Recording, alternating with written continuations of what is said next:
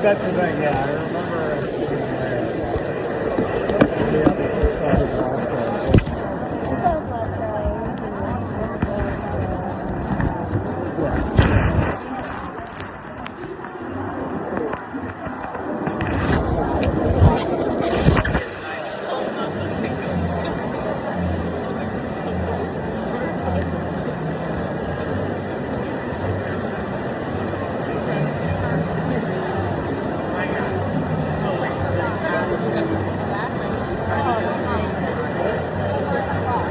That's more like it, yeah. Zach is not coming to Yeah, and Jake. And I know him. Yeah.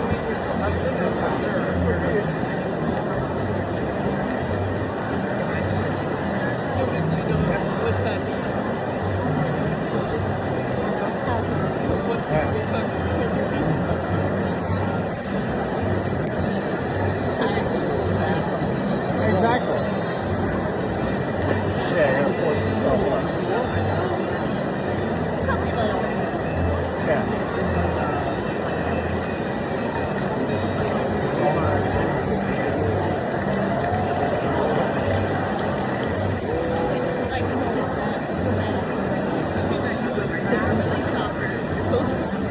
Yeah. I was debating that. Maybe I should.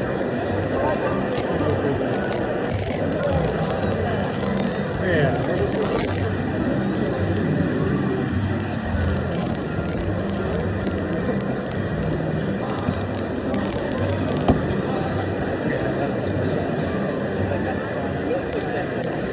Yeah, they're pretty good. You were bound by the chains of duty.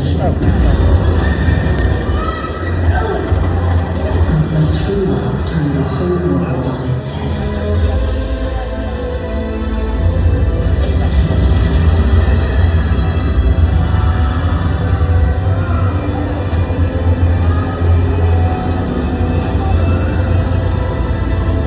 And all the while, you were watching clothes dry. Audible. There's more to imagine when you listen. Hey, you, in the theater. Yeah, you. Just put down the popcorn for a second and listen to this. Did you know that Montclair Film is so much more than a film festival? This nonprofit works year-round to celebrate the art of film and teach the next generation of filmmakers through the Claridge, free outdoor summer screenings, emerging filmmaker competition, emerging screenwriter competition, bring your own baby screenings, matinee club, film club for seniors, student cinema collective, panels for filmmakers, networking events, Montclair improv comedy, story slams, local filmmaker screenings, exclusive member screenings, impact series, school field trips, summer showcase, 505 films plus friends, filmmaker Q&As, in-school filmmaking classes, classes in filmmaking, screenwriting, animation, acting, editing, stand-up, improv, podcast, voice acting, documentary, filmmaker parties, kids art. Oh, and now the Bellevue too. Okay. Wow. That was a lot. We do a lot. Who knew you could support all that just by watching a movie? Become a member or a donor to show even more support. You may now resume eating your popcorn.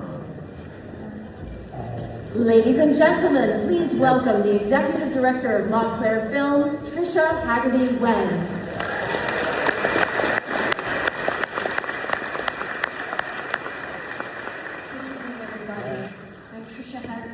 I'm the Executive Director of Montclair Film, and I'm so thrilled to welcome all of you here for this very special evening with Conan O'Brien and Stephen Colbert. We have such a fun night ahead of us, and I'm so glad that you're all here to share it with us. This event is Montclair Film's annual fundraiser. We are a nonprofit in New Jersey. And tonight's special conversation raises critical funds for all of our programming. Every ticket sold is a huge help to us, and I'm so thrilled to announce we are sold out tonight. So thank you.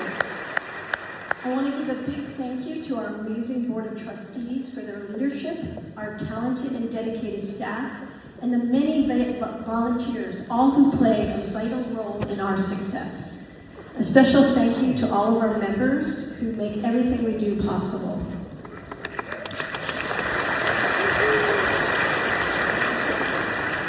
Tonight's beautiful set was designed by Jim and Julianne Fenhagen, with the pieces provided by Bridge Furniture and Props, as well as Mark and Michael Malia and Kristen Murray from Malia Brother Auctioneers and Gotham Props.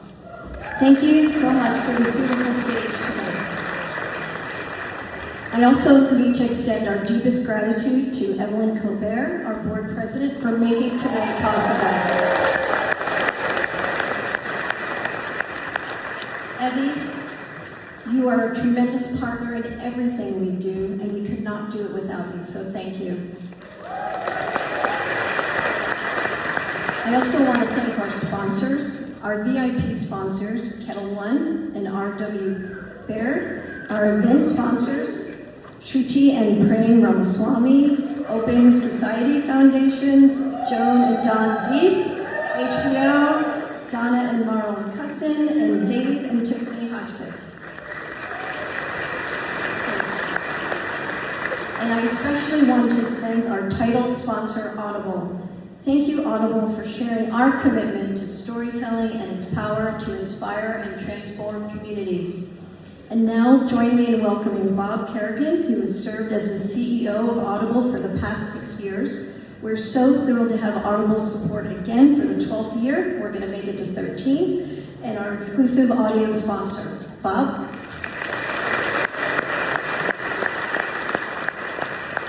Okay, thank you, Tricia, and good evening, everyone. It's just great to feel the energy and excitement in this room tonight as we support Montclair Film. For over a decade, Audible and Montclair Film have shared a mission. And that mission is that we support storytellers of all kinds, from emerging storytellers to the most renowned. We believe wholeheartedly in the transformative power of stories. We uplift storytellers, we create a world where more voices are heard, and we're able to learn more about those differences.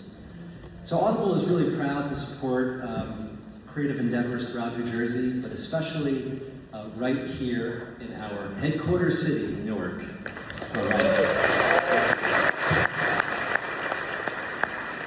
So being here tonight at the New Jersey Performing Arts Center, it's deeply meaningful. This is a place that just continues to attract outstanding talent, infusing our region with boundless creativity and opportunity. And that work every day is what we strive for, a world where creative opportunity is open to all. And it's not just about supporting the arts, it's about supporting business and economic activity in this region. Just a few months ago, we opened the Pillars right at 33 Washington Street here in Newark, just a few blocks away.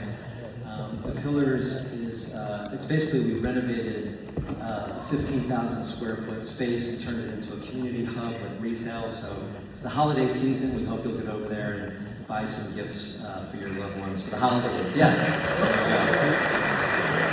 All right, so the Pillars is a beacon of community, and from Montclair Film to Audible, that's really what this is all about. As we celebrate the art of storytelling, I encourage you all to remember that community is at the heart of a great story. I wish you a really great evening tonight. Thank you very much. Be well.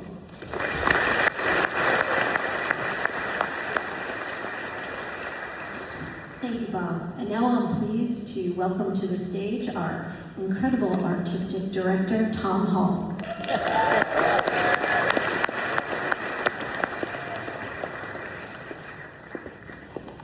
Thank you. My name is Tom Hall. I am the artistic director of Montclair Film. And I want to thank you all for being here tonight. And thank you for joining us for our evening with Stephen Colbert and his special guest, Conan O'Brien. We're really thrilled to have you here with us. Before I start the show, I have a few thank yous as well. First, I want to thank John Schreiber, David Rodriguez, Sima Levine, Crick Stanton, Katie Sword, and everyone here at NJPAC for hosting us in this beautiful theater once again. They are tremendous partners. We are so grateful to all of you. Thank you very much. And also to our tireless Montclair Film team who collaborate behind the scenes to make all of our events a success. Thank you for your incredible work. I am so proud to work alongside all of you. Thank you very much for your work. Also, friends, you may have heard the announcement earlier, but please remember we're in a theater, so if you don't mind keeping your phone on silent and out of sight, We and everyone around you would be so grateful. If you would like a photo of tonight's event, we will be posting our amazing professional photography on our Montclair Film Flickr page. So go to flickr.com and search for Montclair Film. Go there, steal our amazing photos, download them to your phone, post them, and pretend that they're your own photos. You have our permission to do that. This will be a huge upgrade for your personal brand on Instagram. You're very welcome. Also, quickly, we'll be coming into the theater at the end of the evening for a Q&A with Stephen and Conan. And just, I know Q&As get a bad reputation, so I just want to make sure I set the record straight with all of you. The Q in Q&A stands for question. If you have more of a comment, please visit Facebook.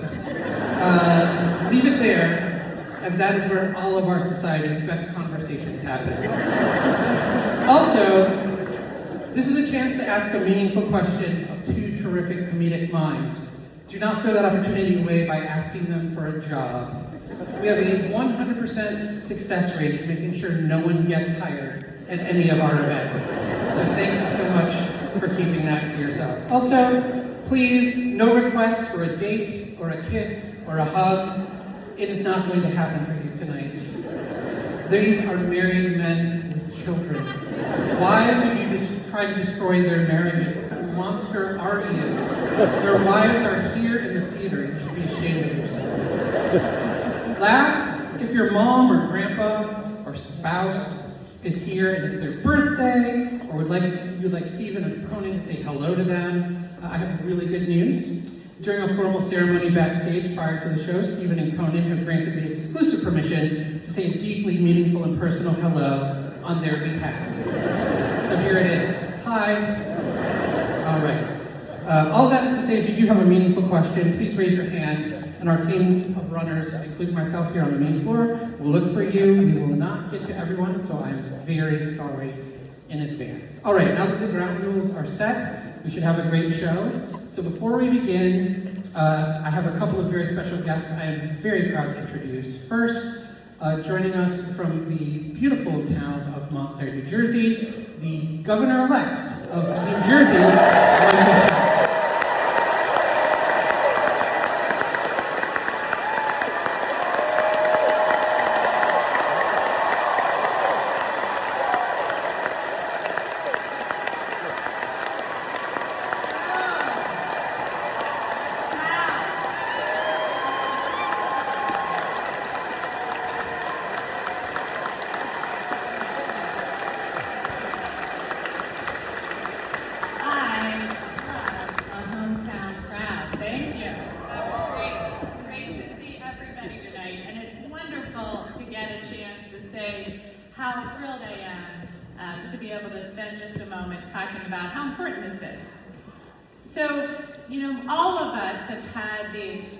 When a piece of art, or a film, or a poem spoke to us in a way and expressed something that we hadn't thought of or we couldn't have envisioned otherwise.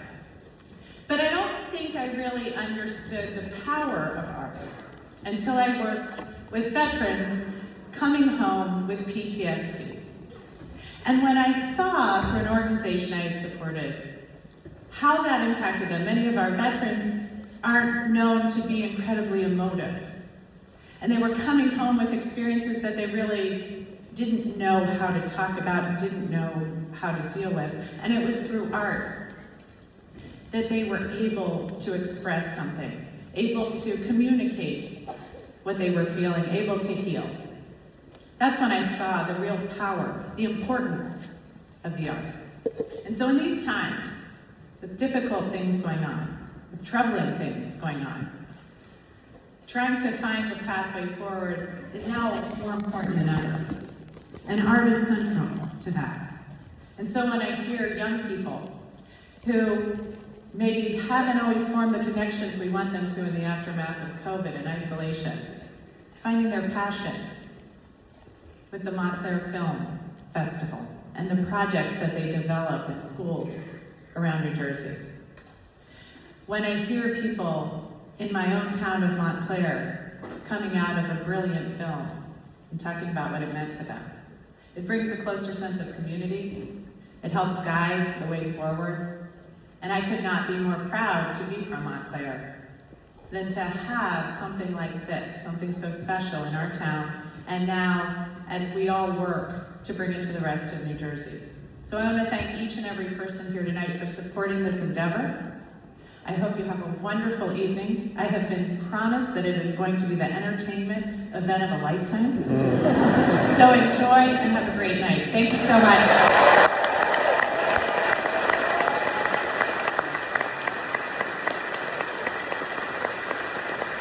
Thank you very much, Cheryl. And now, making his final appearance as the governor of New Jersey at a Montclair film event, please welcome our longtime friend and champion of film here in New Jersey, Governor Phil Murphy.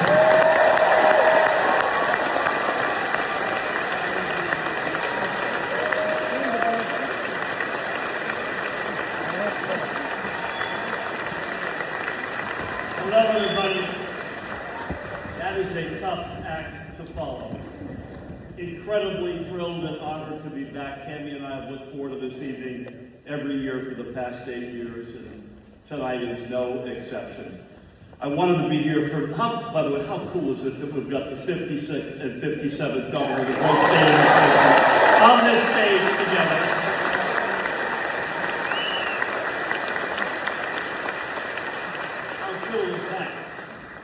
So I wanted to be here and be with Mikey. Tom, you too. We love you. I also needed to exchange notes and best ideas with Stephen because we're both about to be out of a job. So we've been backstage going at it, trying to convince the other guy actually to consider switching into the other guy's line of business. I personally, Mikey, you live in Montclair. I think Stephen would be an extraordinary elected representative.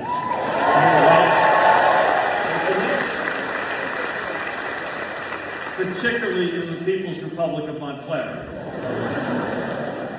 And then he reminded me, my detractors think I'm a joke. And that got me thinking about comedy, perhaps. So stay tuned, if you could.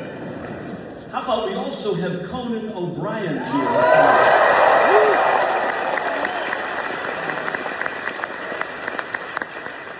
You know his show, his travel show, that is really cool? Well, he finally made it to the center of the universe, to Brick City, Newark, New Jersey.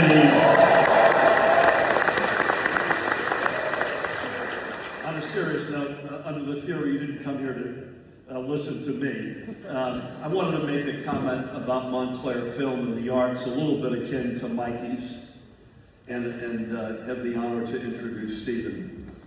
You know, we've always been a great arts state. That's not new. But during the deepest, darkest days of the pandemic, we had the choice either to pull back or double down. And we chose to double down in the arts, almost like any other American state. And we have risen, as they say, from the ashes. And no organization better embodies that rise than Montclair Film.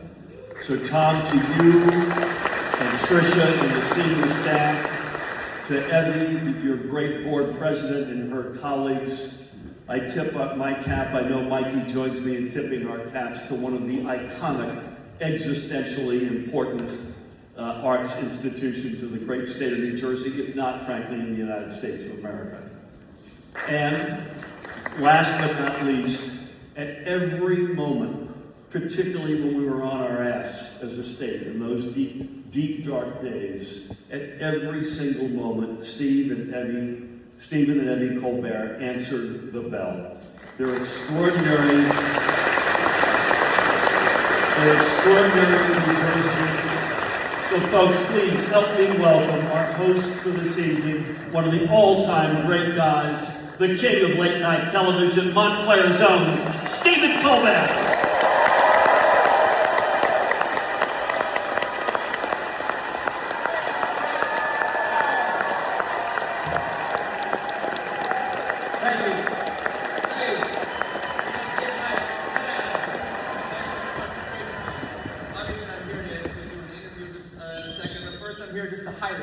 people. I'm determined on who makes out with me best.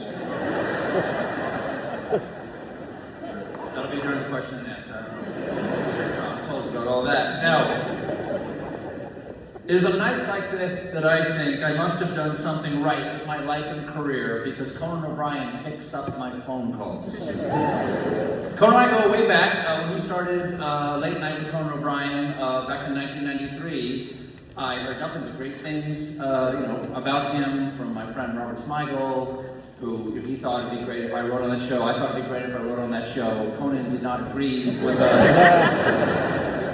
But I recovered barely. Conan eventually forgave me for not being up to his standards. And now we are dear, dear friends. And I admire him enormously, both as a comedian and as a human being. And let me tell you, those two do not always come in the same package. He has been a giant of broadcasting, hosting his late night talk show for 28 years.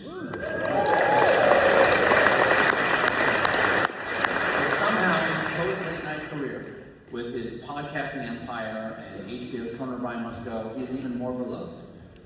Because evidently, the less we see of him, the more we like him. Ladies and gentlemen, please join me in welcoming Mr. Conan O'Brien.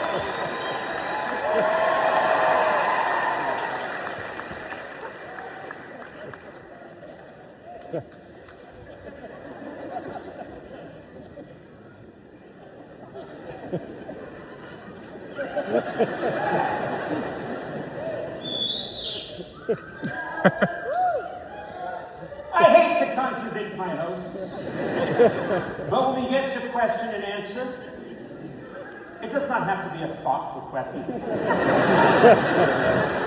And when it comes to hugs and kisses, I'm down!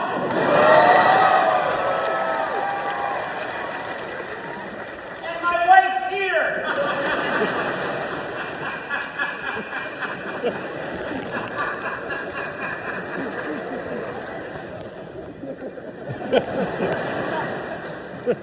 Congratulations on being interviewed by me, Conan.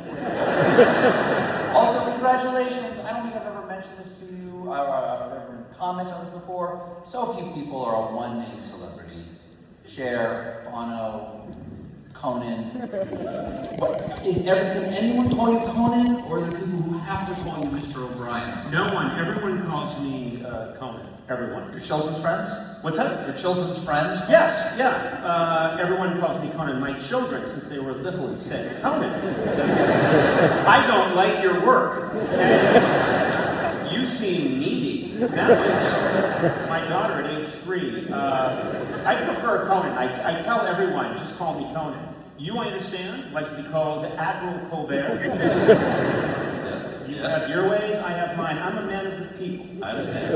And by the way, I'm from Boston, Massachusetts, and I live in... Boston proper? Yeah, right, well, Brookline is right on the line. It is, yeah. What was that all about? I don't know. A lot of people say... What is this, 60 minutes? A lot of people say, like, I'm from a place, but they're not from that place. Guys say they're from Caracas, Venezuela. They're from Caracas Heights. They're not from Caracas. I don't like the tone of this interview already. Listen, I was making a point that I'm from Massachusetts. I live in Los Angeles. I've spent many years in New York. I've never done anything for any of those places. But I'm here in New Jersey.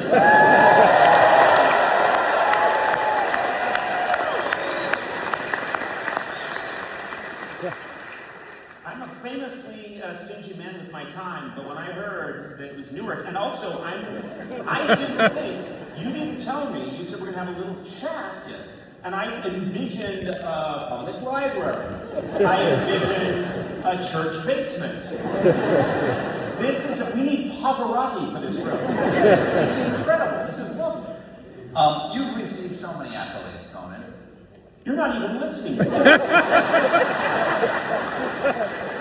You've received Emmys,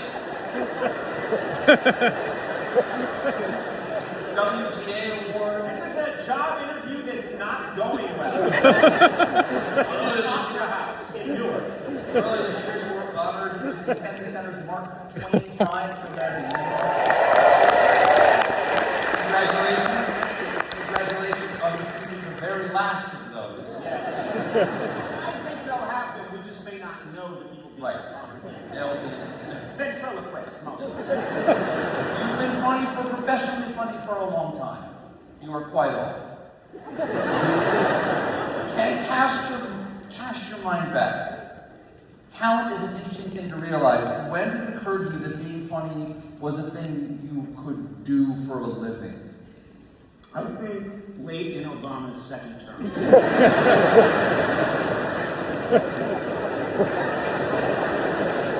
I thought I could get good at this.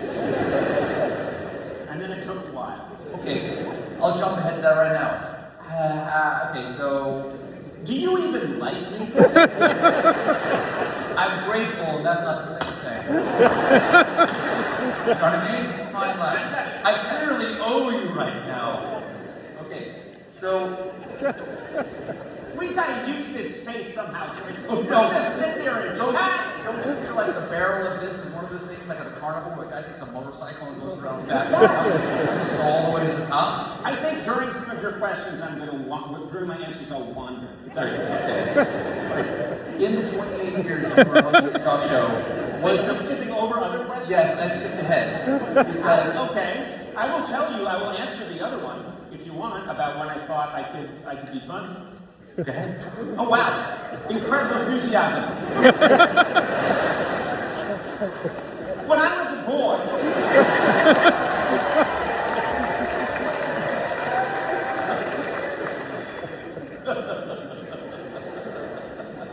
I do believe that all of these things happen at the kitchen table. I really do believe that, and that's where everything gets sorted. And I was. Was there a moment? Yeah. Wow. Okay.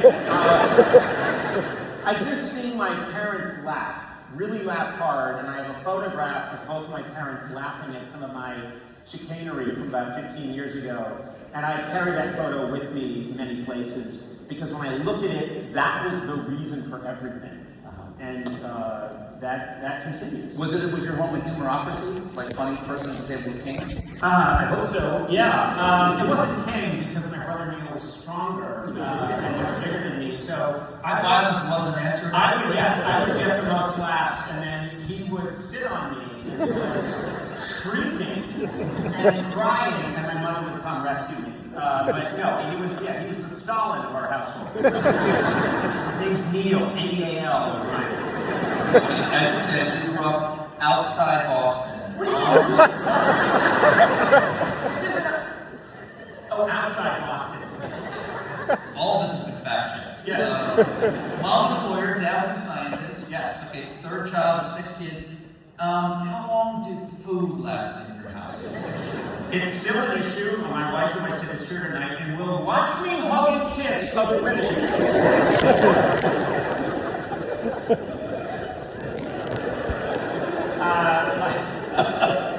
Food went very quickly, mostly because the aforementioned Neil. My brother Luke was very pious. He's second, I'm third. Luke would apportion the food. Seriously, he would do this. In bowls or something? Yes, once a week we were allowed to have one box of like Fruit Loops, a cereal that was called a degraded sugar cereal.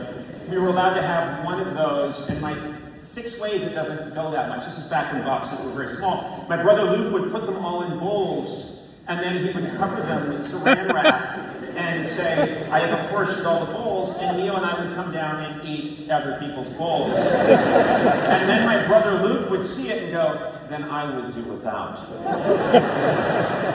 Unbelievable. We laughed at him. mature into a nice person? Who? Neil? Luke. Oh, Luke was, yes, he was the one at Porsche. Did it last? Did the niceness? Yes, he's a very good guy who will, oh, you need, a valuable organ? I will give you mine. Yes, he's that kind of guy. I don't get it. I don't see any money in it.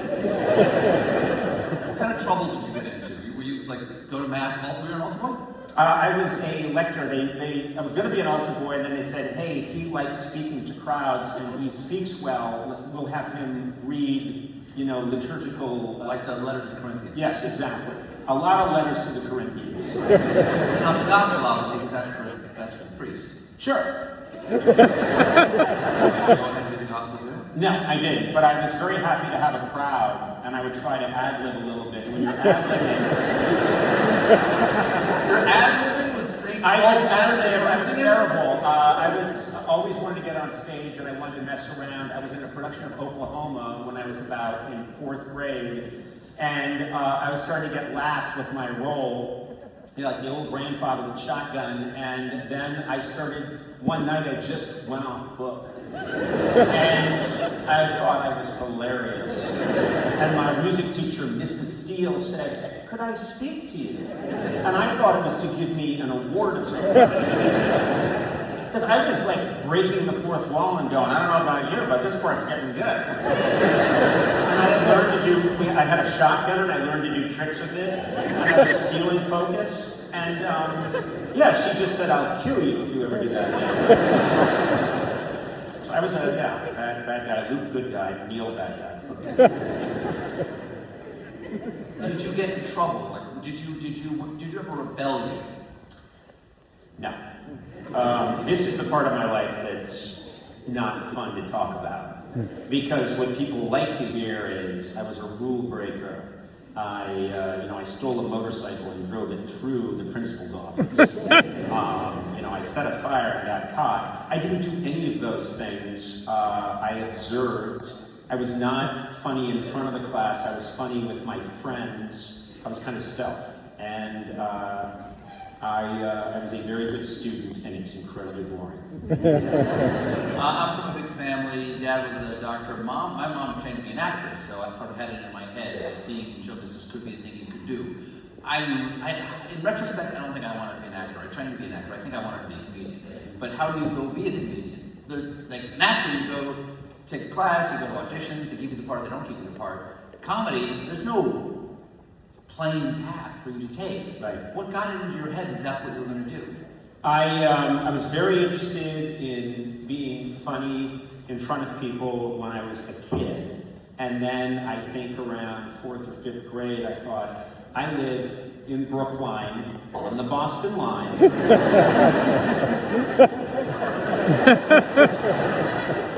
Could roll a tennis ball out our front door and it passes into Boston quickly.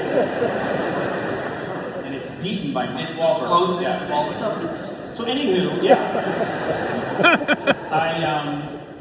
I decided, well, that's not going to be a thing. You can't. I've never met anybody that's awful. I'm sorry. It looks beautiful, and this set looks fantastic. What's it? Not there. Not there? Not there because you'll block the Montclair film sign.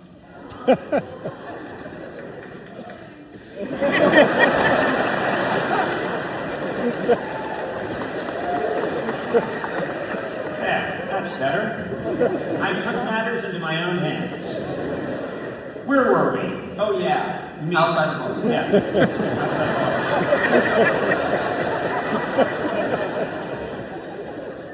I realized that I never saw a famous person. I didn't know how anybody did that. There's no way into this world.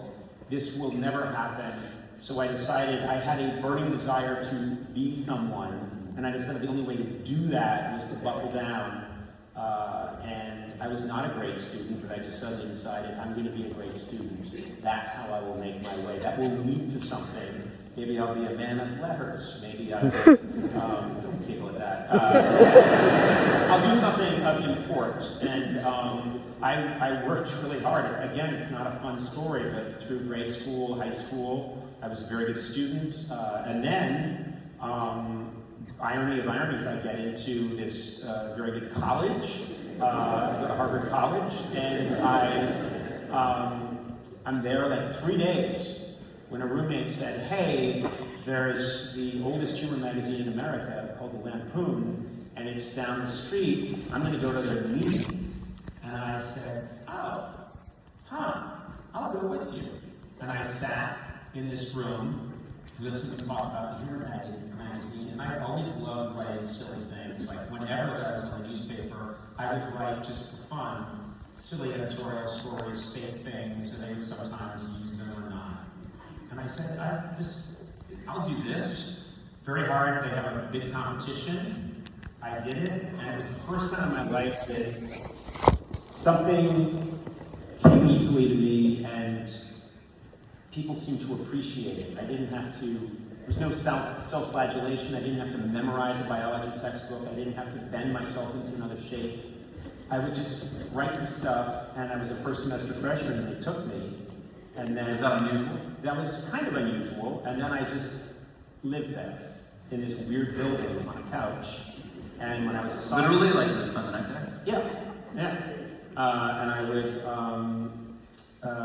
it was my life, it was my religion. I just went in whole hog, and I wrote, I drew cartoons, I pitched in whenever they needed me, I pitched in when they didn't need me. And then when I was a sophomore, they said, you run the magazine, which is usually not something a sophomore does. And then I ran it again when I was a junior, and by then I just said, I don't know what this is. I called my parents, and I said, I know my parents didn't have, it sounds like they had a lot of money, they did. My dad was in academic medicine, my mom had worked for some years, but there wasn't money to spare, especially putting that many kids in school. And I called them and said, I want to be in comedy. And God bless them. They said, well, if this is what you want to do, go ahead and do it. And I might as well have told them I want to blow glass in the woods of Maine, which was my fallback. And very quickly, I went out to LA, right, like a day after graduation. That's not true. I went to New York with one of my best friends, Greg Daniels, who has since gone on to do King of the Hill and The Office and every third TV show. He and I decided, let's try this together. Neither one of us wanted to go out to Los Angeles alone. We wanted to go out with someone who we thought was really funny, and I also think someone who had a good, it sounds weird, but ethical rudder, like a good person who we believed in. And because going to LA just seemed terrifying, but we went out, we got a job. We eventually lost that job, but... What was that first job? A show on HBO called Not Necessarily the News. And the best thing about that training was they put Greg and I in a little office. We had no contact with talent, no contact with any kind of thing that said show business. We might as well have been working at H&R Block. I mean, it was just this room they put us in, and they told us, think of sight gags that can play with music over it. You know, they would shoot MOS bits, no recording, just silent things that were happening. One of my first ideas was, and they used footage sometimes, they had footage, a lot of footage of shuttles landing, space shuttles. And I would see these space shuttles land at an airport. Space shuttles land, and I said, what if we shot a piece where you take the footage of a space shuttle landing and then cut to guys in spacesuits waiting at a luggage carousel? That's good. I'll never forget that. And I got a check. And I said, that's it? I just went, bleh. And they were like, good! That's what's next! What else you got? And then it's being in a room doing that day and night. And Greg and I did that until lost that job because they made the staff smaller. And Greg did SAT prep, and I worked at Wilson's House of Suede and Leather. Honest to God. Yeah. What did you learn about suede and leather? Nothing, because you weren't sales. They wouldn't let me be on the sales floor. What did you do? They put me in an office, and I worked. This was like a Showtime After Dark. I worked in an office as a temp for a woman who, I swear to God, wore miniskirts and white cowboy boots. And she would come in, I never said a word, I just typed up the things she wanted. And did my job and filed things, and then when we eventually got another job, I said, I'm leaving, and she said, well, what are you going to do? And I said, I'm going back to my job as a comedy writer. And she said, you're a comedy writer? You're the unfunniest 150-pound, 6'4" guy with bad skin I've ever met. And I was like, oh, no, you're really pretty. At the Lampoon, what did you learn?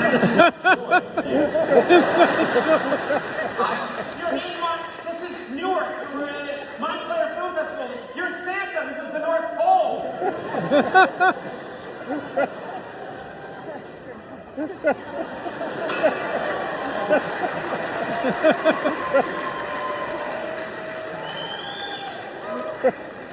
I love how it's become a play.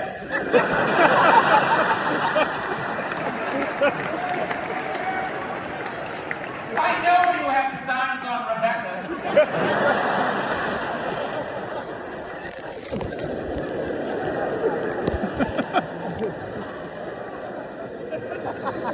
What makes you think Rebecca doesn't have designs on me? You've inserted yourself into a dangerous situation, David. Drink up, Henshaw. It's my own special brew. What have you put in this?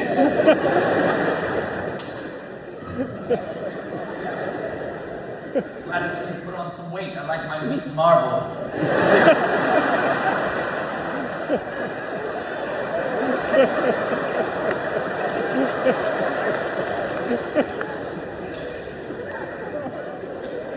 I love you.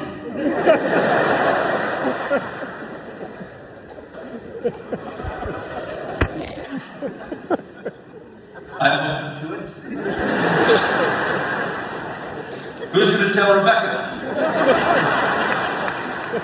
Cosby. She knows.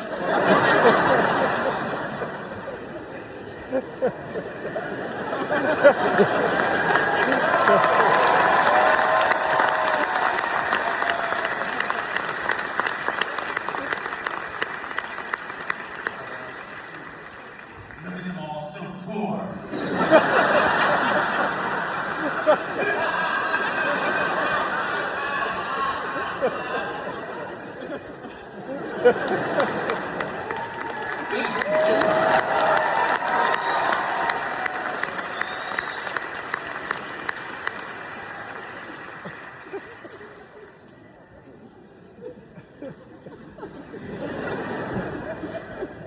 There's a story you have told before, so I'd like to tell again, about giving John Candy a tour around campus when you were at Harvard University. Yes. I never met the man. I wish I could have. Yeah. What did you learn from John Candy? Well, that was a very special day in my life. We had a tradition at the Lampoon that started maybe around my tenure. We wanted famous people to come hang out with us. A big bunch of nerds wearing, literally, there was a place called Keezer's where you could get a tuxedo if you picked out the pieces in a bin. And so none of us had money, and you'd get like a $9 tuxedo if you could match the parts. I mean, they were getting... Where did you find tuxedo? No, it's hanging here. I mean, I looked like I had been grave robbing.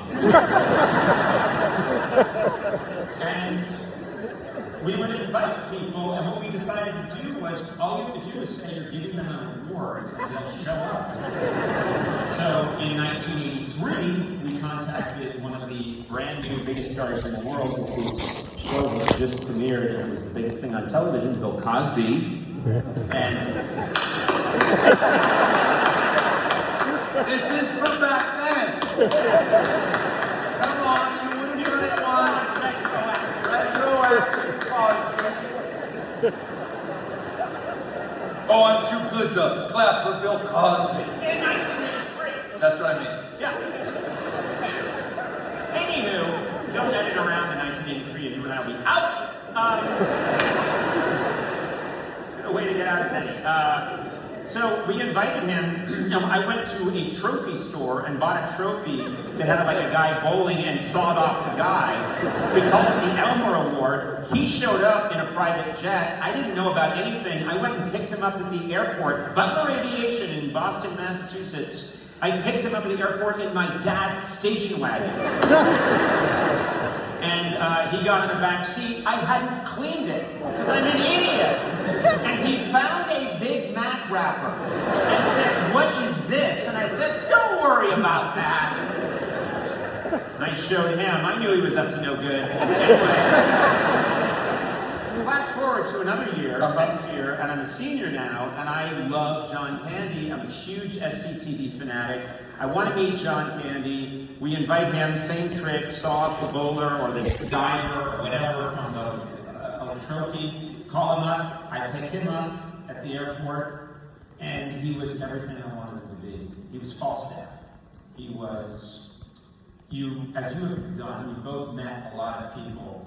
And every now and then you meet someone who you idolize, and they're what you want them to be plus an extra 30%.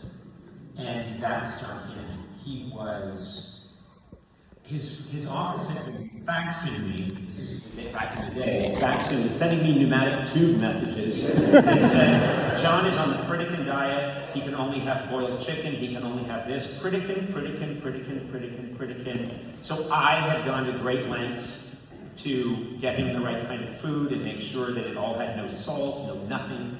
And the first thing I do is I drive him and he says, "Hey kid, let's walk." He called me kid. "Hey kid, let's walk around." He looked like Johnny LaRue from SCTV. "Hey kid, let's walk around. Let's take a look. What's going on?" And so I walked around with John Candy, and the first thing he did is he saw a bakery off Mount Auburn Street. He went into the bakery and he saw there were all these eclairs behind glass. And he went, "I want 6 of the white eclairs. I want 6 of the black eclairs. Put them all in there. And I want 7 of the strawberry eclairs." And he saw me looking at him, and I had a little piece of paper that said what he could eat and what he couldn't eat. And he went, "Relax, kid. They're Pritikin eclairs." That's an ice bullet in my brain. I never forgot that. And then we walked all around, and then one of the scariest moments of my life, he wanted to go downtown. He knew this couple down there he wanted to see, old friends. We met them in the North End. And he said, having a great time, a lot of drinks, a lot of food, and then we're walking out, and I had to get him back to his big show. He was going to do a big show at the Science Center at Harvard, and we're all getting into the car. My dad's station wagon. No, this year I knew to get a limo. We started to get into the limo, and he gets into their car, which is a Rolls Royce, and says, "I'll meet you there, kid," and takes off. He doesn't know where he's going.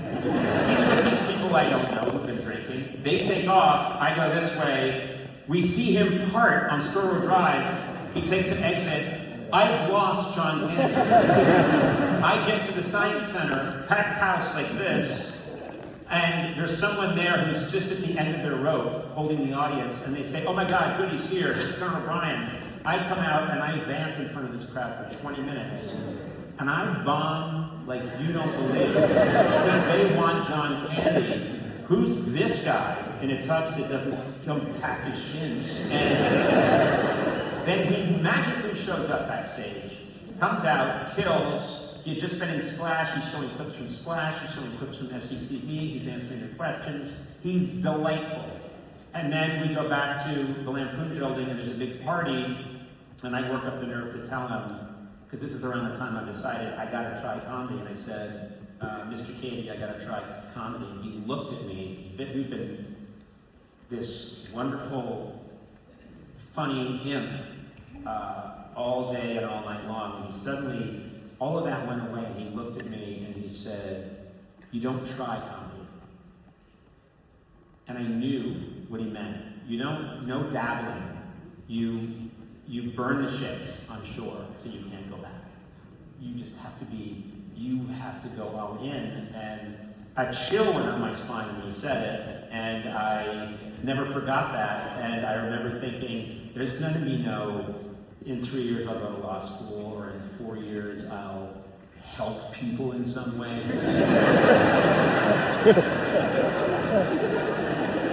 I've got to amass great wealth! That took a weird turn, but my point is, I knew what he meant. I knew what he meant. And he was someone I really wanted on my show. And our show premiered in the fall of 1993. And I'll never forget, I'm with Andy Richter on the set of our show. And Late Night with Conan O'Brien. And we're only a couple months in, I think. And someone came through the double doors and said, John Candy died. And I just sat down because my dream was to finish the circle and have him on the show, and that wasn't going to happen. So it's one of the more meaningful days of my life.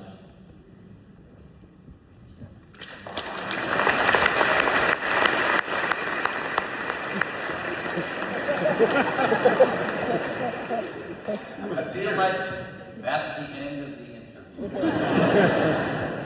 So you said you were Greg Daniels out in LA trying to ends meet. He was working SAT prep. You're working for Wilson's House of Sway and Leather. You're a leather man. Yep. And you learned to play guitar while you were waiting for jobs. Yeah. You played to this very day. I had working on it. I had no girlfriend. I had no way of getting a girlfriend. It's as difficult as it would have been anywhere else, and it would have been a challenge. Add to it, it's Los Angeles. And I realized very quickly the only way to meet a woman in Los Angeles is to accidentally get into her car. You'd be like, oh, I'm so sorry. I love you. I love you. I didn't understand, where do people go? Everyone's in this giant, car going somewhere specific. I didn't know anything about that, so I knew I wanted to play an instrument, so I went to Freedom Guitar, which is pretty much a pawn house. I bought a $90 Yamaha guitar. It was built in 1978, and I bought the Mel Bay chord book. And Mel Bay chord book is from like 1946, and there's a big round-faced guy with a pompadour. I was like, I want to play guitar and look exactly like him. What does music do for you that comedy doesn't? If anything. Well, I'm weirdly comedy. I'm hyper judgmental with myself, and music. It is not my profession. I don't think I've been gifted with a lot of talent in that area. It is something that I do for me. I just like it. I like to try and get better. And I really love musicians. I love being around them. I love to participate. And I never forget. I did a show at the Folk Festival, Newport Folk Festival, about 2 years ago, which was on my bucket list. And I said I'll do it only if we call it Conan O'Brien and Real Musicians. And we got amazing musicians to come out and play with me, and it was just a dream. But I know that it's not what I have to offer. So it's very comforting for me. It's not oh my God, this has to be really good. When you first started playing guitar, how long before you thought, oh, I could play this, and then how long after that did you realize, oh, I suck at this? It generally goes in that order. You're mean. I mean, that's You're a mean man. I took the bus here. From Los Angeles. To a cardboard suitcase with stickers all over it. No, I know exactly what you mean. The first 3 months you're like, hey man, I can do this. And then 6 months and you go, I'm hopeless. Yes. And what happens is that's how it's always going to be. Any instrument is humbling, especially if it's not your calling, if it's not your gift. So you start out thinking, if I could just play 3 chords, if I could play, if I can play D, C, G, I'm good. I will never ask for more. And then you say, okay, I want to play these other 3 chords. Now I want to play these other 3 chords. Now I want to know scales. Now I want to know. And in each step, you're humbled all over again. And then the minute you start to think you're good, a real musician comes in. And you realize, I am naked and someone took my penis.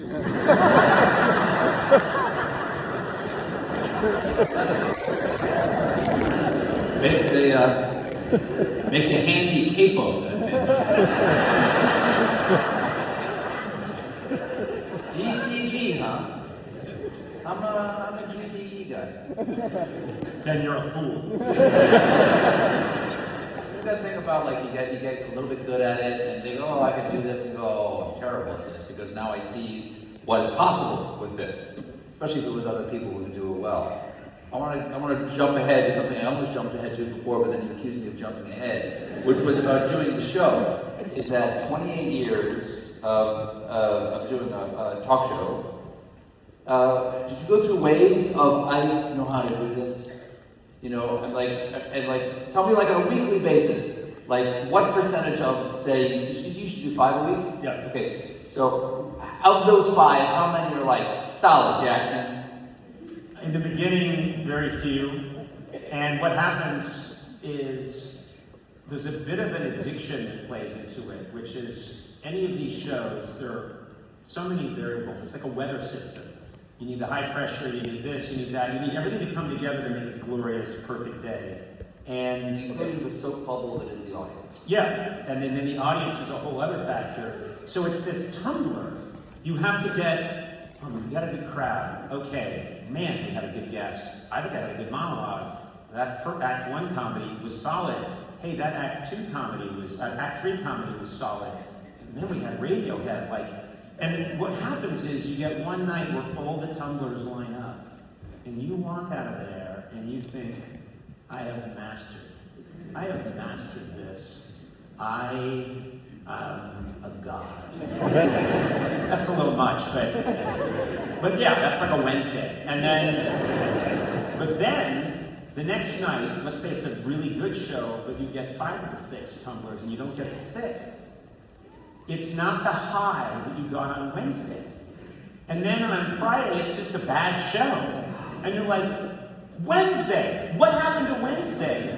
There'd be times when you just have an amazing audience consistently for and I'd say I made it. I mean, there were 3 years on NBC where, not 3, there were over 2 years where I was pretty much told you're going to be gone, once or twice a week. I would read it in the paper. I went to a therapist when I got the job, and I came in once, and I said, I think I'm a fraud, no one likes me, I shouldn't be doing this, I'm in over my head, they picked the wrong person, and the doctor said, those are just thoughts, Norman, that's not real. And I took out a USA Today. It's right here. It's here. Which was such a great moment. It was Woody Allen pulling out Marshall McLuhan. I don't know what this man's talking about. You don't understand my work at all. It was beautiful, but it was, I had 2 years which everyone else forgot about. But you don't forget those things. No, you don't. No, you don't. And was there some aspect of the show before you stopped doing the nightly grind? Was there some aspect of the show you're still waiting to I'm really close to being able to do that? I'm 21 years in now to doing my show. Or I'm in my 21st year of doing a show. Yeah. And they're different. The last show and this show together. And I feel like since COVID, I figured out how to interview people. That was 50. So what happened tonight?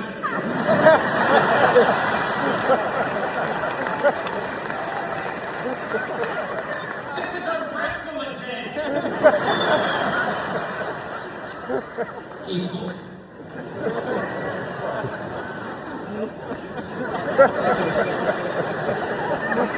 So is there some aspect of There's something on these pages.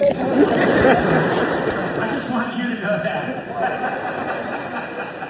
Is there some aspect of it that you're like, I haven't quite got that down? Yeah, I think there'd be things where now everything.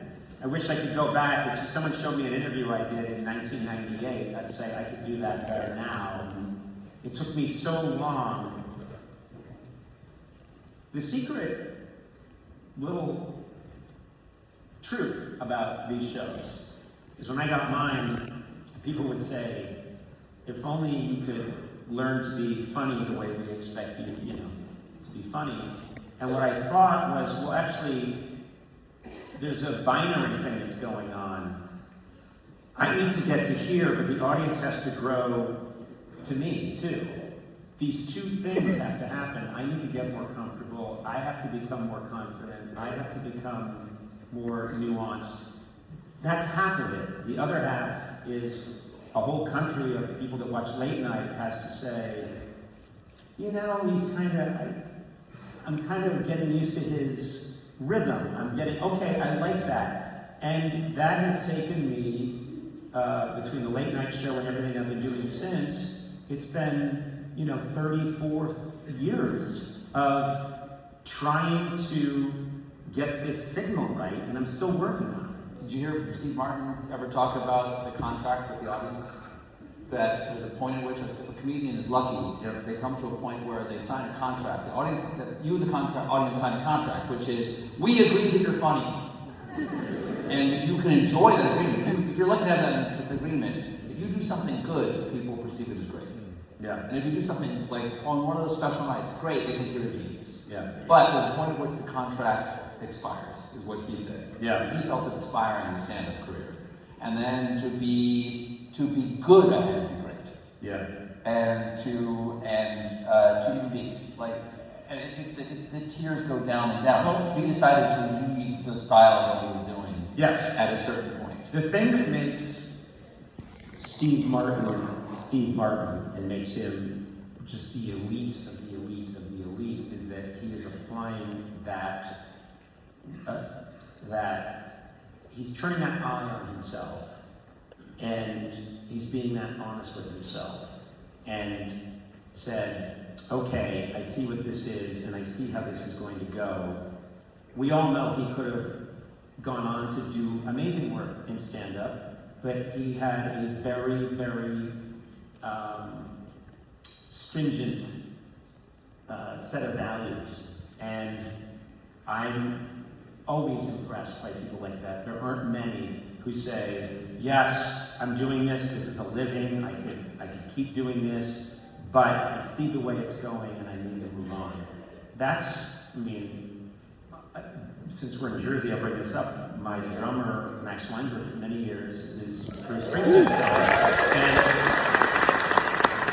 And he very kindly invited me to see one of Bruce's shows like 15 years ago, and I went and saw a show, and I go backstage, and Bruce in the show had done one song he started singing in a style very high, like falsetto. He was hitting really high. He's got that great kind of baritone, but he was getting up here on this one song, and I just happened to go back, and there it is. He's like taking off his shirt and throwing it on the floor, putting on a fresh shirt. And he's like, oh, hey, come on, you. And I said, oh, hey, Bruce. And then I was talking to him. I said, it was an amazing show. That part, that song where you sang that falsetto thing, he went, yeah, I'm thinking.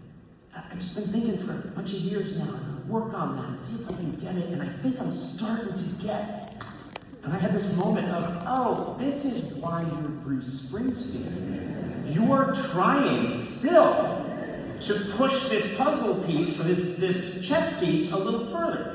You are trying to work on something that could be better and you don't think you're there yet. And that's him, that's Steve Martin, that's all these people that we really admire who are saying, yeah, I don't know. This could still be better.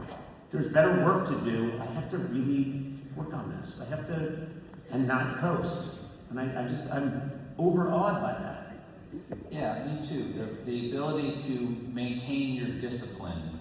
John Stewart and I used to talk about doing the shows like a distillery, and that, there's all kinds of metaphors for it, like, well, you go out and you harvest corn, that's figuring out what the major story of the day. The pitch in the morning was the first mash. There's a little bit of alcohol in there. As it goes on, the trick was, could you keep distilling it? Could you barrel age it? How much discipline could you keep on yourself in the process to want to serve the audience whiskey every night and not just grain alcohol? Yeah. Quick Steve Martin story. I was talking about standards. I was doing the old show. It was after Christian Bale got all this grief for screaming at like a light tech. Do you remember this? He was screaming at a light tech on some, I don't know. And someone released the footage. Someone released it. Down audio, I think. Or doing what we all do. Yeah, exactly. Look at this. And Steve Martin was my guest the night that came out. And so we just had Steve continually walk in front of the camera while I was trying to do my first act, and I ended up screaming at Steve. And the first time I'd met him before, but I'd never had him on the show before. And the only way I could talk to him, let alone breathe near him, was to work on a script with him. Because then we just had a language. We had a thing to do together. We weren't talking to each other. We were both looking at the script. We came to a point in the script and went, oh, it would be perfect at the end of this. I mean, if you'd be willing to do it, it'd be perfect because I'm yelling at you. It'd be perfect if you went on a little monologue here. Because he'd already started a little rant monologue. I said, if you ended with, well, it's you, who's me? Like that. And he put down the pen and he goes, you're right, that would fit here perfectly. I can't do it. I said, why? He goes, what if it doesn't get a laugh? Maybe it was never funny. Maybe it was just part of that gimmick. Wow. To doubt whether this signature thing, everyone in the world was doing it in 1978, everybody. Maybe that wasn't funny. Well, he did it for us a week later.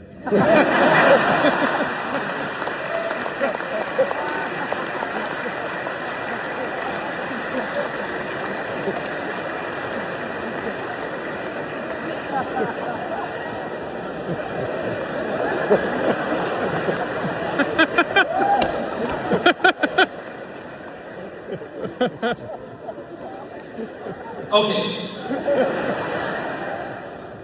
I think you'll agree that there's no way that people expected you to be the host of Late Night when Dave left. Yeah. You know who you were? Yeah. You were going to be head writer, right? No, not head writer, a producer. A producer. But you would write, right? Oh, yeah, writing producer. Yeah. And I say, don't mean that in an unkind way, just kind of as a word. How did it happen then? You can't explain to people today how crazy this was because it wouldn't happen today. Today, with all the streaming and all the everyone on their putting out content all the time, we were watching content, and if there was a search for a national talk show host, everyone would have thousands of hours of stuff. What happened was, very quickly, Letterman thinks he's going to get Carson's slot when he retires. Carson says, I'm stepping down. Unbeknownst to Letterman, they have offered that to Jay Leno because he was the regular host. And so it's going to be Jay. Dave is really pissed. NBC says, where's he going to go? We're the only, late night friend. NBC was the only one that had a late night show. They went, he's not going anywhere. He's going to stay at 12:30. Jay's going to be at 11:30. Dave goes, and he goes to CBS. NBC didn't see that coming. Affiliates freaked out. Dave is very popular. He's going to create his own show on CBS opposite Jay Leno's Tonight Show. NBC panics, affiliates panic. They need to calm the affiliates down and tell them something. So they say, okay, hold on, affiliates. Lorne Michaels is going to figure this out. And they go, oh good, Lorne Michaels turned on live. He's going to figure it out. They all calm down. Lorne calls me up. I had left SNL 2 years earlier, 2.5 years earlier, to go work on The Simpsons. He calls me up and says, I want you to do, you can be the producer. And I said, well, who's going to be the person? And he said, we don't know who it is. But you'll be the producer. And I said, wow. And we went back and forth for a little bit, and I just felt really weird about it, being the producer for a show.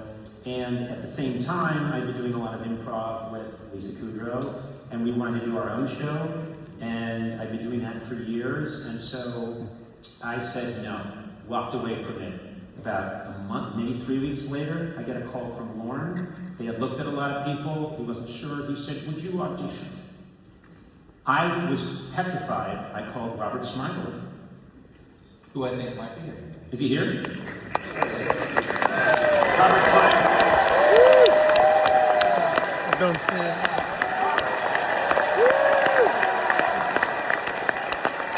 There he is.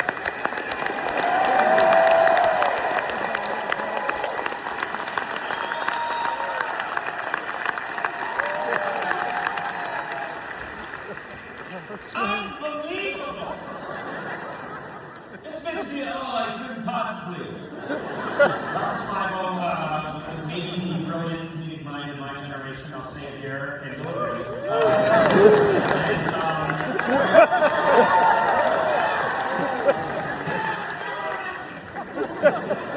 Anyway, I called Robert, who was going to do the show with me, and I said, they want, and Robert was like, oh, wow, you want to give me and then you did, and then I heard the voice of your lovely wife in the background, and she said,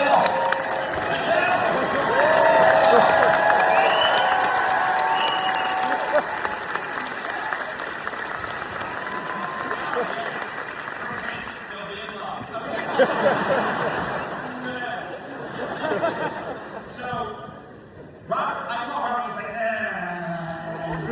I don't know if you'll ever make it, and he'd be so big that then later I can be in the audience, you can mention me, and I stand up in the whole room. But I said, I don't know, but there's something in me says I shouldn't, and then I hear a voice in the background go, like Charlie Brown's version.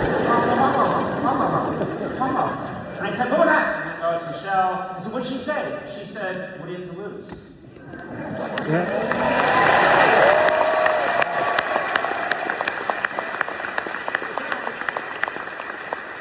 In a nutshell, I say, I will audition. They hold an audition on the Tonight Show set. They get a bunch of people in there. They spring on me. You're Johnny's guest? Johnny's, Jay took over. Oh, Jay already taken over. So Jay had already taken over. So I come out, I get to Burbank, I know nothing. When I get to Burbank, they say, we've surprised you with 2 guests. It's going to be Mimi Alexander and Mimi Rogers and Jason Alexander. And that's their celebrity couple. Yeah. Mimi Rogers, Jason Alexander. I had written a monologue about how no one knows who I am. I was not nervous at all. I just thought this isn't going to happen.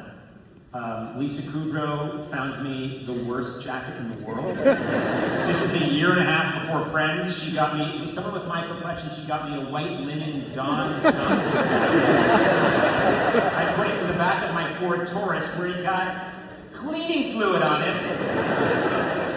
I went out, I did my monologue.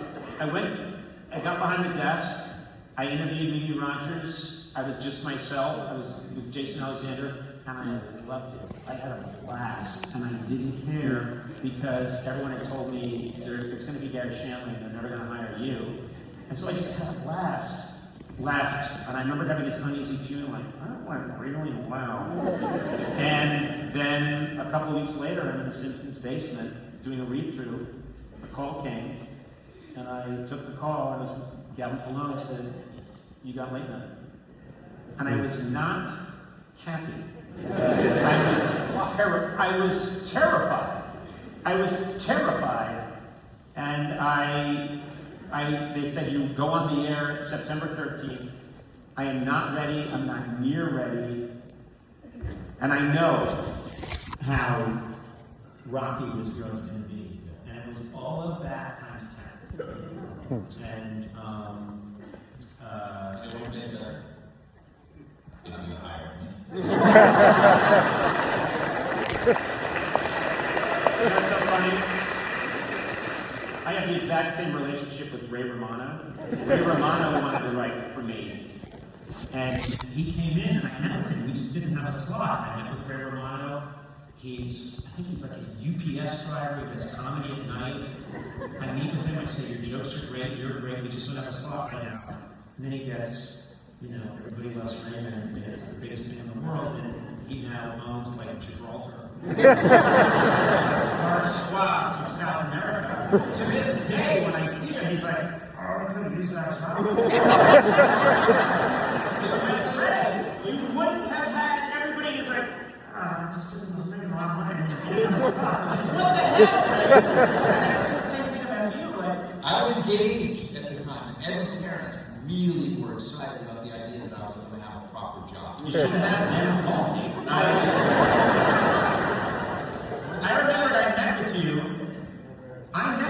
and I loved your material, and I thought, you don't remember a thing. Okay. One thing about my material. I remember bullshit. Wow, you've really mastered for interviewing.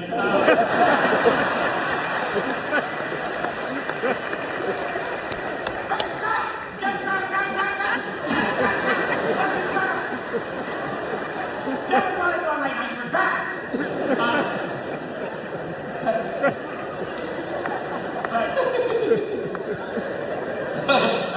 No, what I remember is I brought you in for an interview and you sat there and you crossed your legs and you took out and you just sat there and you ticked things off. You were, I mean, see, you've changed. You were cold, remote. You kept licking your pen nib. I was really excited when your show started to see, now the fact that I wanted to work there and you hadn't hired me, but by the way, do you know that I actually came to New York with another packet and stood outside your office door waiting for you to walk out? And you never did? Yeah. I think you knew I had a rope. We called it the Colbert rope. I could throw out the window and climb down. I was like, the Colbert rope? From a 17th floor of 30 rope. Hey, it can be done. When you started, I was a big fan of Ernie Kovacs, and you got a picture of Ernie Kovacs on the wall behind you when the show first started. Ernie famously said, and I'm paraphrasing here, every good idea I ever had was because it was 3:15 and I had a 3:30 production meeting. What does the pressure of time do to your creativity? Do you like being up against a deadline? It's the only way. You can't, nothing will be done unless you have to get it done. Johnny Carson said, everything will be accomplished in the time allotted. You just have to have a deadline. Deadlines are awful. I loathe them, and they're miraculous. And having a show to do every day, and I hate to say his name because he'll stand on the chair again, but I know this Reiner, who I work with very closely, who lives with his lovely wife, Michelle. And, but we would be putting the show together while the band was playing for the audience that was in their seats.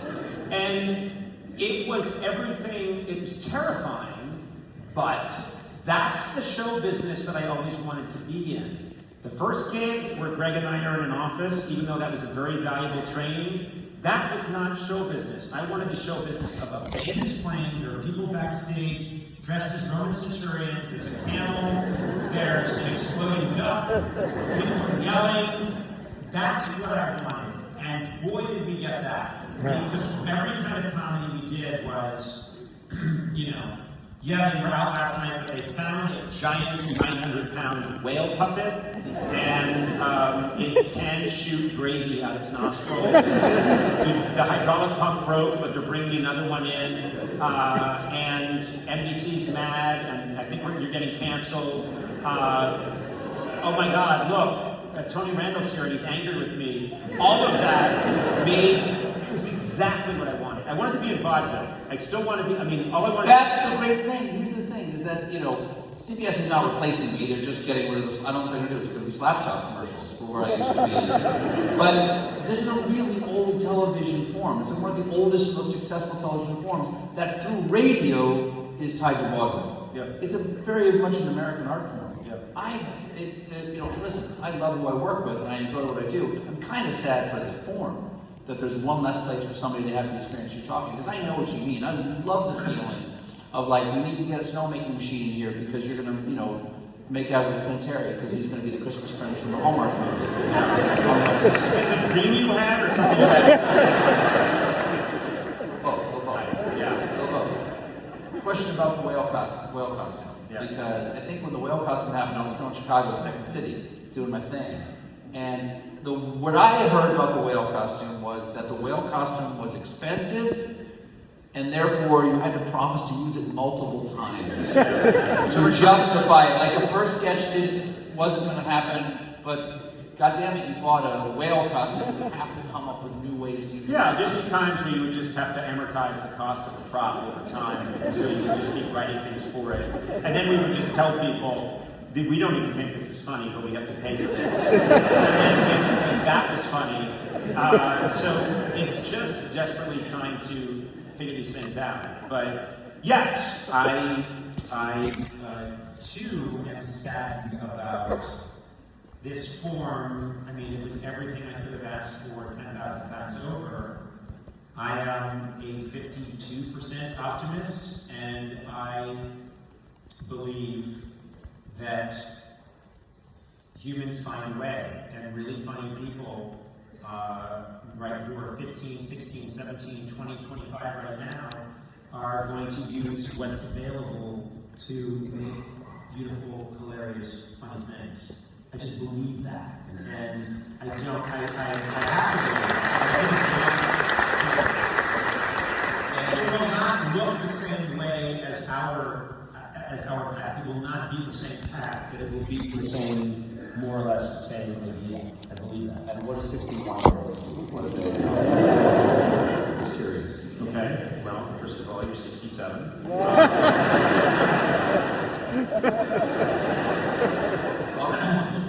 Well, I will, I've told you this many times because we talk a lot, even when you do not want to talk to me. And it's one of the first things I said to you when this news broke.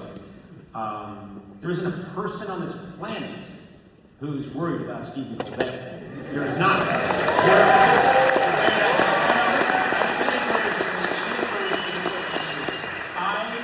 We went out to dinner in LA. It was like 4 years ago. You went, why don't you quit?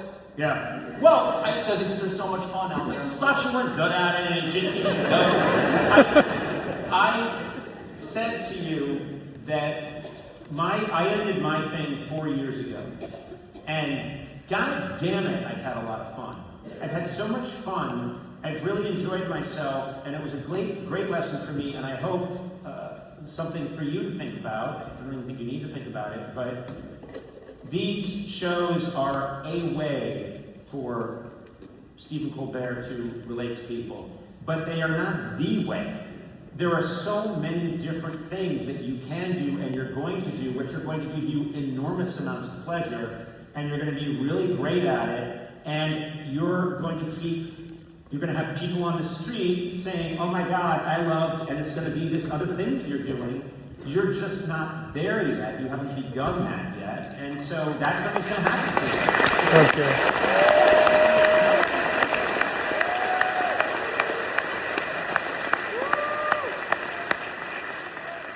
I write down when I said a nice thing about it. A nice thing. 4 years. Okay.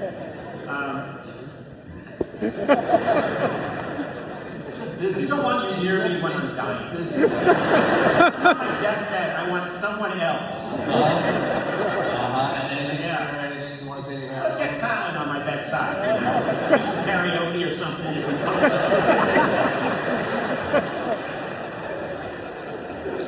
Bring Ariana Grande. In 2018, while doing your talk show. This is like a trial deposition. You decided to start a podcast. Yes.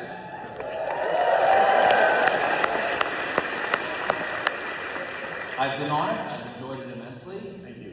Why did you do it?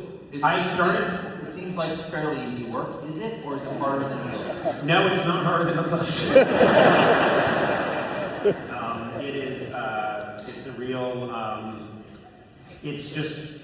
I'm embarrassed. I started it as kind of a joke, and the one thing that they said, well, we didn't want to bring it up to you because you'd have to read ads, and I said, do I get to read them as myself and be a dick? And they said, yeah, sure. And I said, I'd love to do that.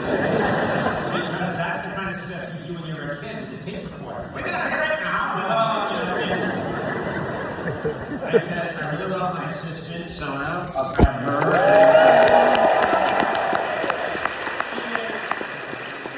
She is the most remarkable person because it's been scientifically proven that when you observe an object, it changes. Most people, when you put a camera on them, they change in some way. Sona doesn't change. I brought her out in front of crowds this big. She does her thing. She walks off stage and says, I want a sandwich. I'm going home to my kids now. Bye. No, she's unbelievably funny and great and real. She holds me in great contempt, which is hilarious. So I pulled her into it, I think, and I just had fun. And I really love the format, and this is an example. This is something I didn't seriously think about it, but I started doing those interviews and realizing, wait a minute, Al Pacino's going to come and sit with me and we're going to talk for an hour and 15 minutes and I can be as weird as I want to be, and then I'm going to read an ad for this product, but I'm going to kind of make fun of the product and they're going to pay us. Do you have a favorite product at this point? I used to, but what I do now is I do a lot of ads for a certain beer. I don't know. First of all, shout out Kettle One Vodka is fantastic. And if you're going to listen to something, listen to it on Audible.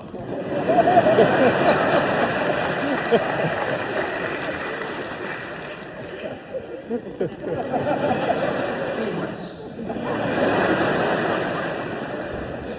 I will do these ads for a beer, and I just say, because and the copy will always be like, when I'm with my bros, we're watching a big game. And so I just lean into it, and I go, you know, Sona, when I'm with my bros, and then I list all my nerdy friends, and I'll be like, when I'm with Rodman and Greg and Rob Zebnik, and we're just pounding each other's chests and oiling up, we like to have a Bud Light, you know, and I go on and on and on. I'm sorry, Miller Lite!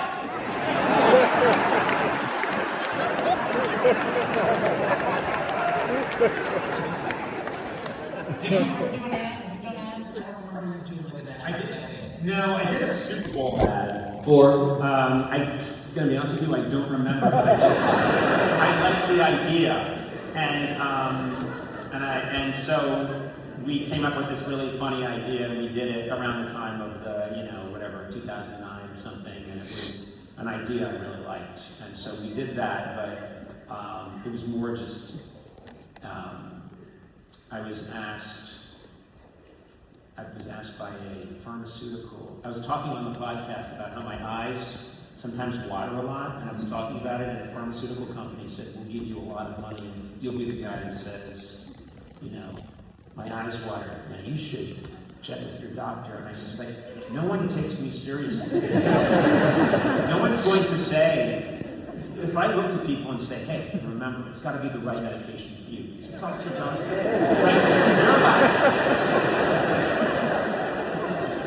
No one, I'm not that kind of person. If I say, this bed, it really gives me the, comfort in the low back that allows me to sleep, that's important. Right? It's not, they're laughing. No company is going to want that. So, what I want to do, and I pitched this to you before the show, because I'm watching, as I do every Christmas, Hallmark movies. Yes. I want, and I will do this if you can figure it out. And I already agreed to this. Okay. Stephen and I agree to be in one, but we don't touch the script. You're the guy that the girlfriend likes. I'm the guy that's more careerist, but I'm going with her now. She's got a Christmas miracle she wants. I think she's not being practical. She's come home to our mutual hometown. Yeah. Where I run a candy cane factory. My three beautiful daughters, Tinsel, Holly, and Puppy. And I, your brother, who sees the angles, I want to sell Half-brother, okay. You are so cold to me. No one would believe. Oh, yes. Stop. I had an accident. Like the Joker? Like they fell into a vat. Wait till they get a load of me. I'm orange hair juice. And it's like the machine pulled me and stretched me. I fell into the candy cane machine. And so, I didn't reveal that to you. Which is why I want to sell the factory, have it plowed under, and use the money. And I want to stay because it was our dad's dream. Yeah, and this woman, and I'm kind of with her, and she comes home. Yeah. I remember. But guess what?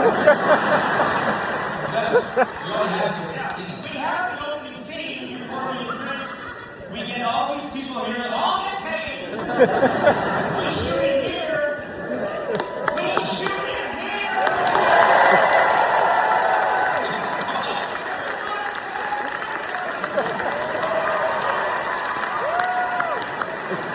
I'm sorry, I have a great idea. I have several small heart attacks.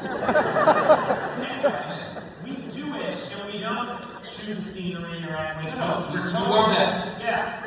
And it's a terrible financial move. You don't get paid anything. It takes a lot of our time, and we fight a lot. It's bad for our friendship.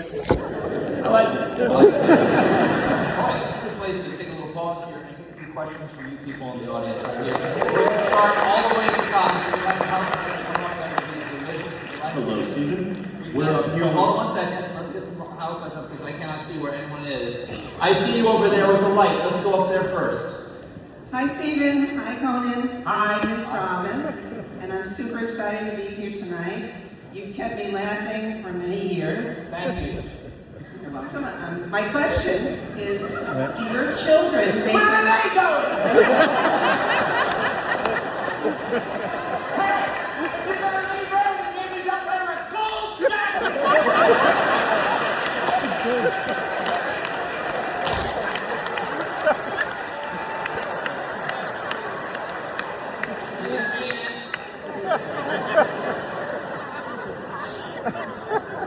That's the last thing I'll see when I go to sleep tonight. Her golden back walking away. I'm sorry, I don't know where you are. Where are you? Anyway, you've kept me laughing for many years. My question is, do your children make you laugh? And if so, does one make you laugh more than the other? Yes, the one who I love the most. Much more than the other.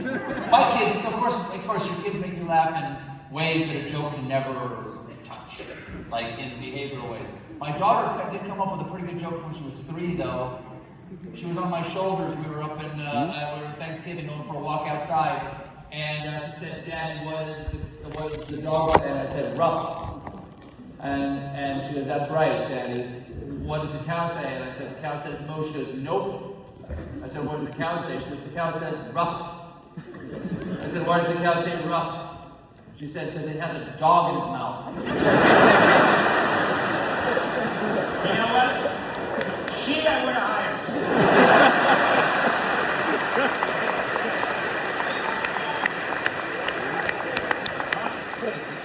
I don't see my kids much. Let's go down another tier. Yes. Hi guys, I'm Michelle Lankowski. You don't need to know that information. But Mr. Conan Brian, whatever his name is, for the first 3 weeks. And you wonder why I don't come here more often. I got Colbert lady, I got whatever your name is. I told you it doesn't matter. For the first 3 weeks of your show, the Conan O'Brien show in New York City in the 90s, I saw every single show, and it was less about you and more that my friend needed to fill the audience. Anyway, Wait, you were live? You attended? Yeah, I really did. That's not a joke. No one would even come to your It was really hard. We could get people to come see the show sometimes because it was, I was dead in the water.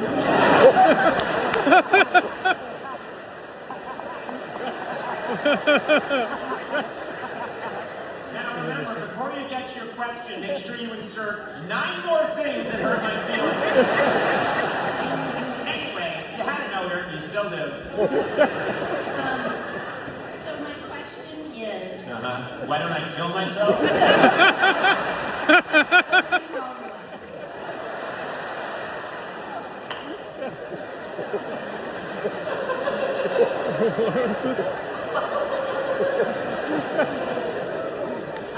But really, my question is, why didn't you hire Stephen Colbert? To be honest with you, and Robert is as guilty as anyone. Robert. Hey, Robert was pushing me. Robert was the one who said... Oh, is that what you told him, Robert? I was pushing him, but I was only the head writer producer. What could I do? I had no agency. So I hired Doug Dale. No, that's bullshit.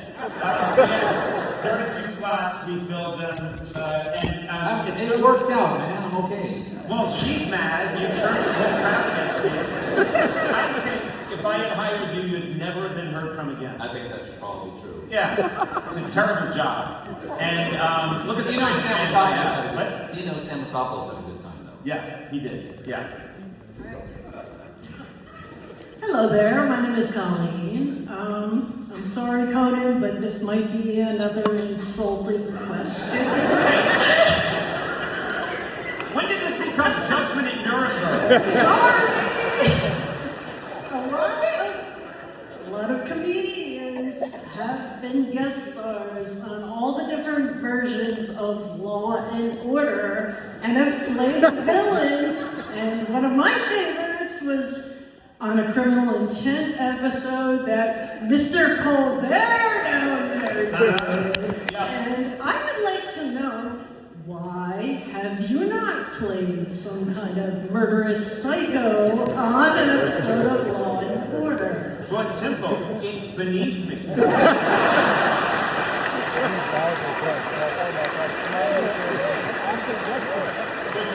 Quick story about my Criminal Intent. So I'm working with the Daily Show as a correspondent. I got offered a part as on Criminal Intent, and they say it's a one-day shoot. They're going to shoot like my one scene in the morning, only 2 scenes. I'm the murderer. Okay, it's revealed at the end of the spoiler. I'm the murderer at the end of it, and it takes 3 days because one of the stars decides not to show up for 2 days. And I play a guy. He's a 40-year-old guy or a 35-year-old guy who lives in his mother's basement, who kills people in the mail with live bombs to hide the fact that he's a forger. It's a simple story.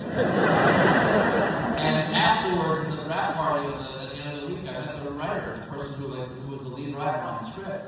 And I said, "Oh, thanks so much." And he goes, "I wrote the character I thought of you." Sure. Is that I said, "Hey, can I ask you something? I went over the script today in the last scene. It doesn't make sense because if I was the guy in the church and it turns out the nun who didn't see me was here, then I couldn't have been the plug. The other witness couldn't have been the thing, so it doesn't really make sense." She goes, "They asked us to write them a little loose so people will watch the rerun on TBS the next day." Purposely, they asked him to run kind of shitty. Not the quality control I expected. Okay, let's go down to the tier. It's right there. Hi, Conan, you were so great in that movie. If I had legs, I'd kick you. Thank you. And that's a good question. Can I have a date, hug, kiss, and job? But also, Stephen, with your show ending, you're going to have some time. Have you considered being in a movie? Maybe it'd be called "I'm Naked and My Penis is Missing." Sure. I would love to. Sure, I'll be in the movie. I'll be in this Christmas movie with Conan. That's the first thing I'm going to do. Yeah, I was an actor until I did the Late Show. Everything I did was a character up until then. So maybe somebody will employ me, or maybe I'll write my own thing. When I was a young performer, no one would hire me. That's how I became a writer, because no one would hire me. So me and my friends had to write our own stuff. We called it getting in trouble.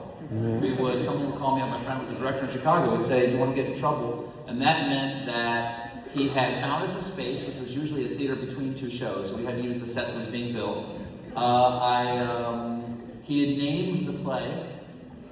He had called the Chicago Tribune, Chicago Sun-Times, the Chicago Reader, give them an opening night, which usually was only 1 weekend or 2, and then it was only 9 days to 2 weeks from when he called them, and they would call me up and said, "Do you want to get in trouble?" And that meant that I had to get with him, and over the next 9 days we had to cast it, write it, tech it, rehearse it, tech it, and then show it in 9 days.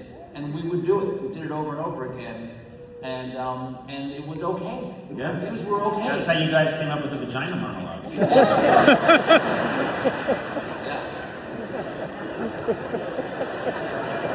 Yes, and. So he said, "I love the vagina." And I said, "Yes, and." Would you like to hear a monologue? Anybody on the first floor? Stephen, hi. Straight back here by the soundboard, I have a question for you. Is your name Rebecca? No, it's Ava. But hello, Conan. We were in Manila at the same time. So, but my question is completely unrelated to that. So, Stephen. But let's establish that I was in Manila at the same time as you, shooting a travel show. Exactly. Now, your question, yes. So, Stephen, I know you've previously done company. So there's a on question stage. for me. Both, but yeah, I'm starting with Stephen. So you previously done company on stage, and Conan, there was a rumor that you were gonna do Music Man. I'd say for either of you, would you consider doing anything on Broadway? Would you make it? Would you do Harold Hill? I had a chance. One of my dreams is I wrote a Simpsons episode that incorporates the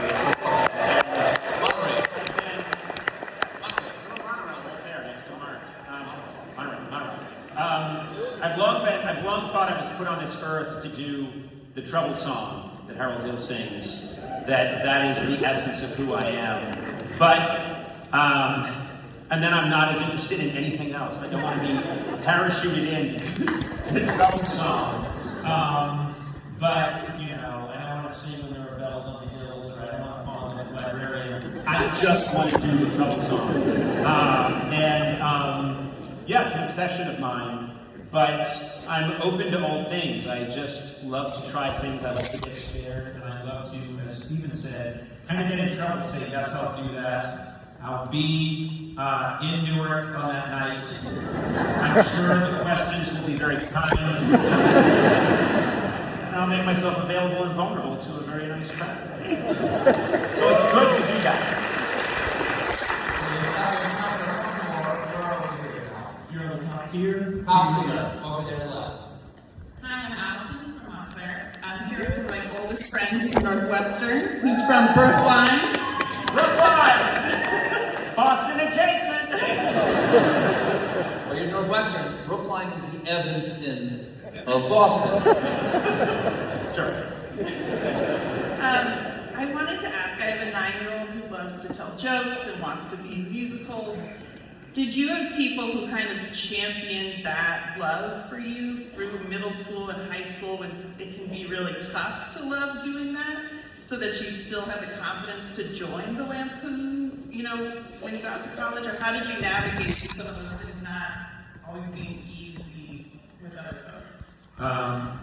Well, for me, I'm sure you have your, there's a wonderful biography of Mark Twain that came out about a year ago, and in it, there's this great line that stuck with me, and it's talking about Twain and his relentless drive to do these different things, and it said his drive was glandular, and I thought, that rings a bell with me. There's so much I can't take credit for, because there's just this impulse, this strong impulse to act this way, talk this way. I was writing plays, little plays, like a lot of people do this, but just making things, insisted on putting a play on for my entire school with my best friend Jake Fleischer when I was in the 5th grade.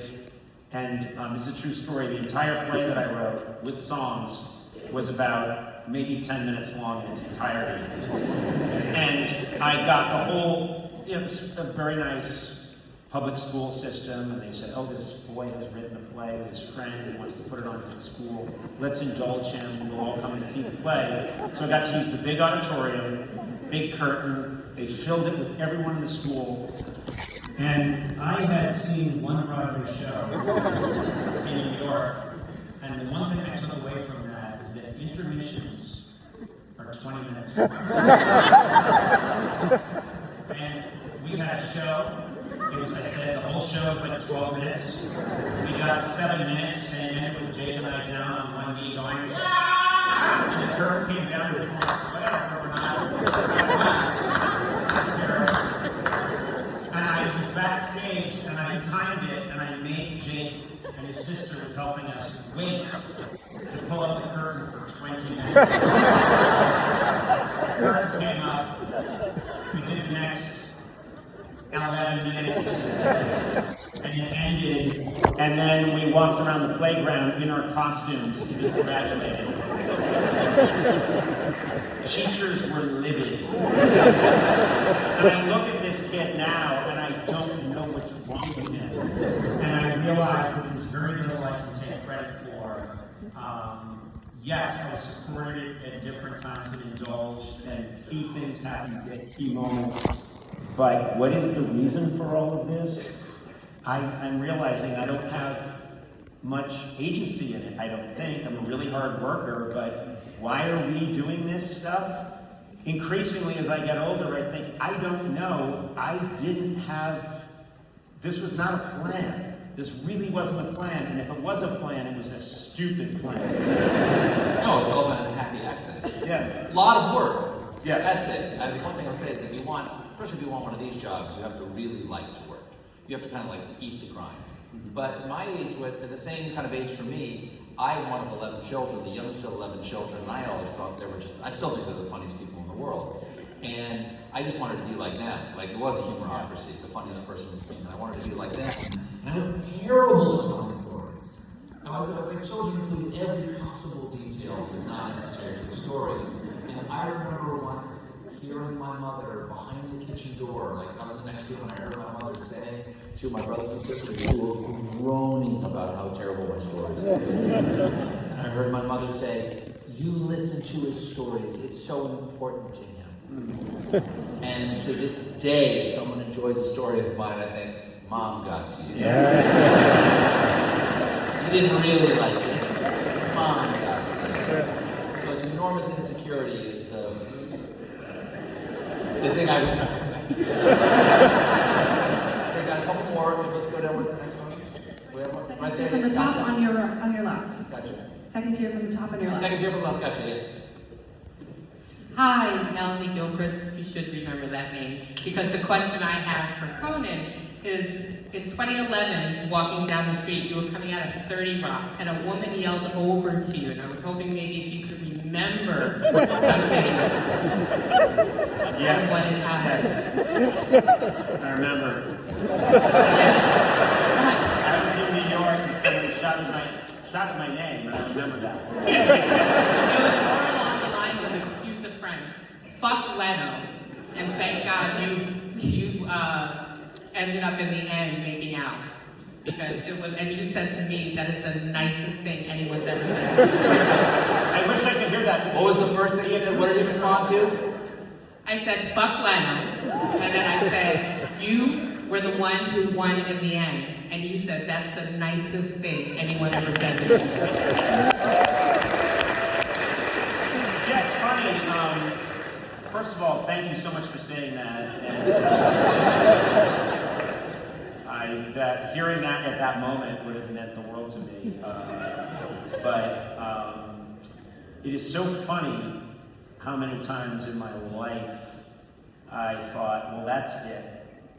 And that is, I think about this a lot. That's the one piece of advice I would give to younger people is, and it sounds corny and it can sound trite, but if you stay in the game and just tread water, eventually things will change and things will get better. And I have seen it happen to me maybe at 9 different points in my life where I just was convinced a steel door has come down, this isn't going any further, it's not going to happen, and I will not advance, I will not get to do what I want to do.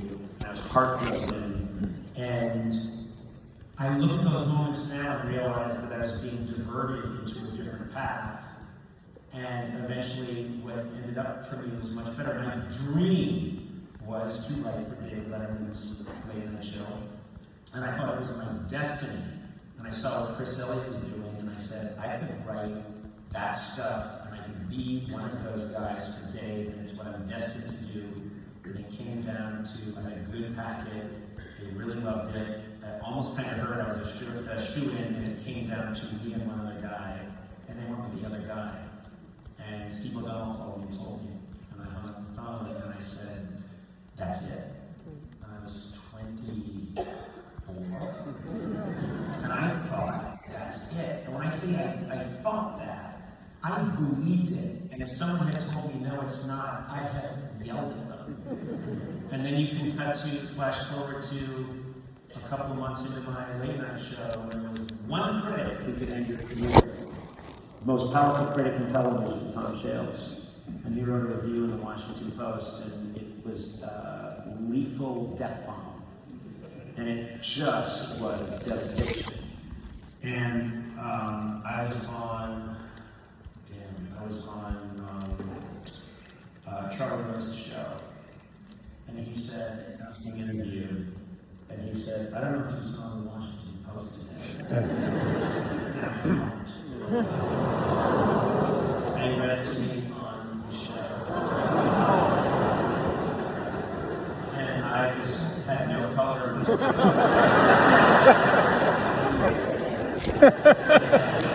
Oh, you? What about me?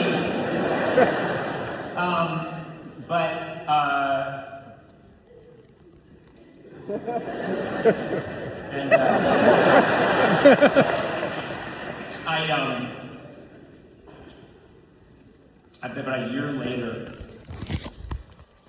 a guy named Frank Smiley told me, who worked for us, a great producer, he said, Frank's here,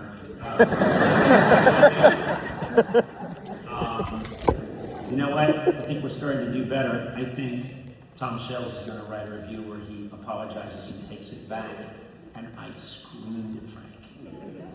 No critic ever, name a critic who's ever done that. I was so furious. I said, he's never going to do that. No one does that. That's just something I have to carry. And then about maybe a year after that, or 6 months, he wrote, okay, I was wrong. This is my favorite late night show.